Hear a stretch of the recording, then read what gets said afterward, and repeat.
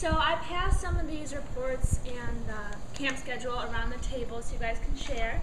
My name is Nazro, and so for my two projects, I worked on translating the report from April to June of this year to English, similar to Jeremy. And I'm just going to go over what we did new from Jeremy's report.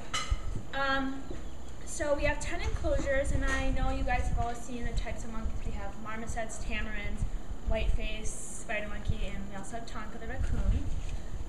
Enclosure 10 was enlarged to over twice its size, and we put another mini cage inside as well so we can separate when we need to put food in or if we need to clean the cage to avoid getting aggressive with the monkeys and interfering with them.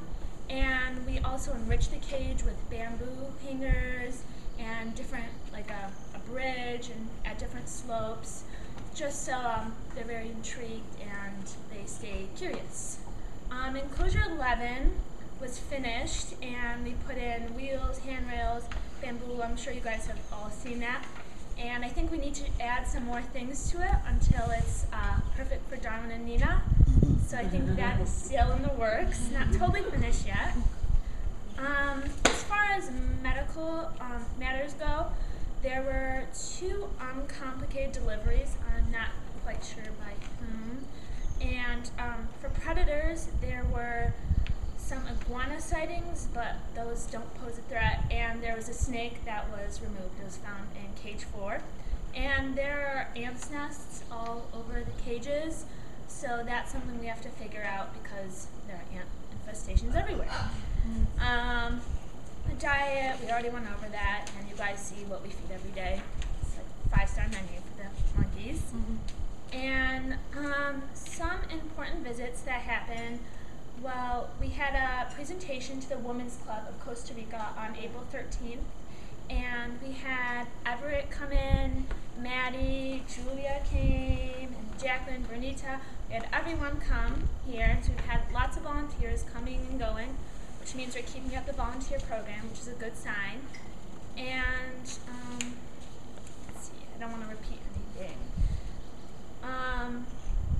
There, under special notes, if you guys see, there are some information about where we got our monkeys from and their health and why they can't be freed. So if you guys want to read that later on, I don't want to go too much into it now. As far as recommendations and issues, I think it's the same thing that Jeremy said, the signs, the sponsor, and animal program. And I think it's important to really focus on those because it'll help our program expand and become more efficient. And we also finished the trail, and we put rocks by the trail, so it's better for visitors. It avoids slipping, so not to scare the monkeys. And we put plants around the trail too, like mini plants, just to guide visitors again, just another indicator. And I think that's pretty much the gist of it, so we can move on to the camp schedule now. Another thing KSTR does is a kids camp to educate the local children about why saving the rainforest is important. But sometimes working with little kids can become stressful, so I made up a mock schedule based on my own experiences at home about what we can do to make this program more efficient and have it every Saturday, hopefully.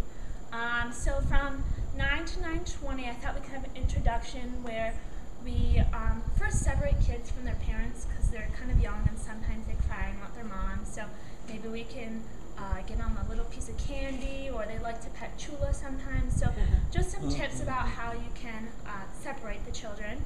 And then I think another great way to make the kids feel more comfortable is to play icebreaker games, like name games or Simon Says, Hot Potato. And the games are explained here, and if it's not a common game, I put instructions on how to play it.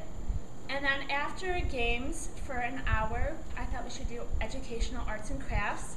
And we can have it for one camp be monkey themed, for another camp rainforest, for another one reduce, reuse, recycle, and there's lots of different crafts. I just named a few here. There's leaf stamping, which is where you take a leaf, the kids collect some leaves around the Mona Lisa's property, and they put it in paint, and then they stamp it on their page, and so it's a little collage, cute arts and crafts.